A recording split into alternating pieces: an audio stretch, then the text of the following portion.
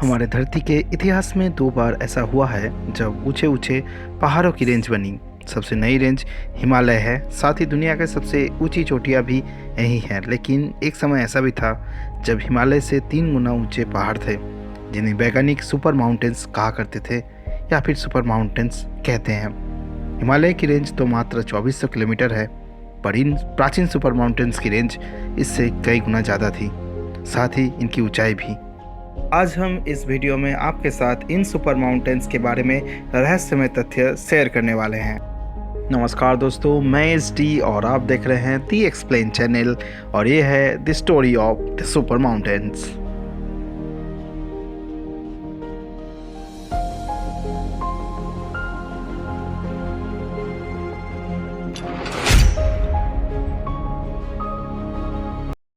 Canberra स्थित Australian national university ANU के post doctoral शोधार्थी जीयू झू ने एक बयान में कहा कि प्राचीन सुपर माउंटेन्स जैसे कोई भौगोलिक जगह अब धरती पर नहीं है। सिर्फ ऊंचाई की बात नहीं है, ये हिमालय की रेंज से कई गुना ज़्यादा लंबे, भयावह और दुरूह थे। उस समय उन्हें मापने का कोई तरीका नहीं था, न ही यंत्र या तकनीक। जीयू झू ने अपने साथियों के साथ अति प्राचीन चोटियों की स्टडी की है, जो 15 फरवरी 2022 को journal earth and planetary science letters में पीयर रिव्यू के लिए प्रकाशित होगी, जिसमें इन सुपर माउंटेन्स के निर्माण और खत्म होने की पूरी रिपोर्ट है। ये हमारी धरती के सतत विकास की 2 बड़ी घटनाओं से जुड़े हैं। पहले सुपर माउंटेन्स 200 करोड़ साल पहले धरती पर बने थे।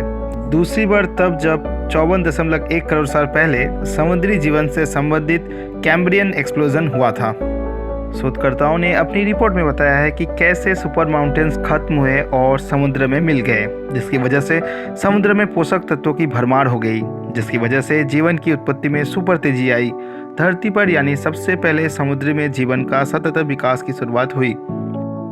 आमतौर पर पहाड़ों का निर्माण तब होता है जब टेक्टोनिक प्लेट्स जब जमीनी इलाकों को आपस में मिलाती है। ये ठीक वैसे ही है जैसे आप टेबल पर रखे किसी कागज को 2 तरफ से केंद्र की तरफ धकेलें तो उसमें ऊपर नीचे लहर बनती है। जीयू झू ने बताया कि पहाड़ों के निर्माण की प्रक्रिया लाखों करोड़ों साल तक चलती रहती है, लेकिन हर पहाड़ के निर्माण के साथ ही उसके खत्म होने की तारीख भी तय होती है। हवा, पानी और अन्य प्राकृतिक शक्तियों की वजह से ये धीरे धीरे नष्ट होना शुरू कर देता है। इन सुपर माउंटेन्स का पता धरती के ऊपरी परत पर यानी क्रस्ट के नीचे मिले जिरकन क्रिस्टल से भी किया जाता है। ये क्रिस्टल उसी समय के हैं जब ये सुपर माउंटेन्स बने थे। ये जमीन में भयानक दबाव और तापमान के बीच रहते हैं। जीयू झू के नए स्टडी के मुताबिक जिरकॉन्स में कम मात्रा में ल्यूटेरियम भी मिला। ये धरती पर मौजूद दुर्लभ खनिजों में से एक है। ये दुर्लभ खनिज उन पहाड़ों के नींव में पाए जाते हैं। ये खनिज हिमालय के नीचे भी हो सकते हैं और प्राचीन सुपर माउंटेन्स के नीचे भी थे। प्राचीन सुपर माउंटेन्स का निर्माण 200 से 180 करोड़ साल पहले हुआ था। दूसरी घटना 65 करोड़ साल से 50 करोड़ साल के बीच हुई होगी। दूसरी घटना यानी 65 करोड़ से 50 करोड़ साल के बीच तब हुई थी जब ट्रांस गोंडवाना सुपर माउंटेन्स ने गोंडवाना सुपर कंटिनेंट को क्रॉस किया था। तब गोंडवाना सुपर कंटिनेंट में आधुनिक अफ्रीका, दक्षिण अमेरिका, ऑस्ट्रेलिया, अंटार्कटिका, भारतीय और अरब प्रायद्वीप शामिल थे। तब सबसे बड़े और ऊंचे सुपर माउंटेन का नाम था न्यूना सुपर माउंटेन। ये गोंडवाना के बनने के बाद बना था। स्टडी से पहले इसकी खोज नहीं हुई थी। धरती के क्रस्ट के नीचे फैले जिरकॉन क्रिस्टल्स की मात्रा बताती है कि प्राचीन सुपर माउंटेन्स की लंबाई करीब 8000 किलोमीटर थी। यानी आप श्रीनगर से कन्याकुमारी की यात्रा करीब 2 बार कर लें। लेकिन गोंडवाना जब टूटकर अलग अलग महाद्वीपों में बटा तो ये सुपर माउंटेन्स समुद्र में मिल गए और उनकी मिट्टी के साथ पोषक तत्व भी समुद्र में समा गए। 200 करोड़ साल से लेकर 50 करोड़ साल के बीच हुई ऐसी 2 घटनाओं से लोहा और फास्फोरस जैसे पोषक तत्व समुद्र में मिले और फिर जिनसे जीवन की शुरुआत में तेजी आई। इन पोषक तत्वों की वजह से समुद्र में बायोलॉजिकल प्रक्रिया में तेजी आई। जीवन लगातार जटिल होता चला गया। सूक्ष्म जीवों से लेकर बहुकोशिका वाले जीवों, सरीसृपों, मछलियाँ और स्तनधारियों का सतत विकास होता गया। इतना ही नहीं, सुपर माउंटेन्स के टूटने की वजह से भारी मात्रा में वायुमंडल में ऑक्सीजन मिला, जिसकी वजह से वायुमंडल में ऐसी परिस्थितियां बनी जिनसे धरती पर जीवन की शुरुआत काफ़ी मजबूत होती चली गई। लूना सुपर माउंटेन्स के बनने और ख़त्म होने की प्रक्रिया के दौरान ही पहले यूकैरियोटिक सेल्स का निर्माण हुआ, यानी ऐसी कोशिकाएं जिनमें न्यूक्लियस होता है, जो आगे चलकर पेड़ पौधे, जीव और फंगस में विकसित होते चले गए। उसी समय ट्रांसगोंडवाना सुपर माउंटेन्स नष्ट हो रहे थे, जिससे धरती के समुद्र में जान आ रही थी, जो जीवन को बढ़ावा दे रही थी। जियू झू ने कहा कि ट्रांसगोंडवाना सुपर माउंटेन्स जिस समय था, उसी समय पहले बड़े जीव की शुरुआत होती है। ये बात 57.5 करोड़ साल पहले की है।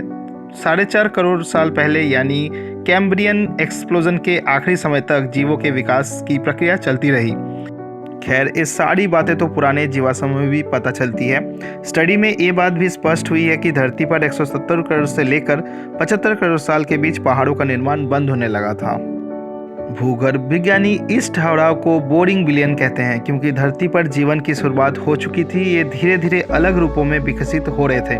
कुछ वैज्ञानिकों का मानना है कि नए पहाड़ों के निर्माण में ठहराव की वजह से समुद्र में पोषक तत्वों की कमी हो रही है, जिसकी वजह से समुद्र जीव और इकोसिस्टम को पोषक तत्वों से दूर रहना पड़ रहा है। इसकी वजह से जीवों के विकास में रुकावट आई है।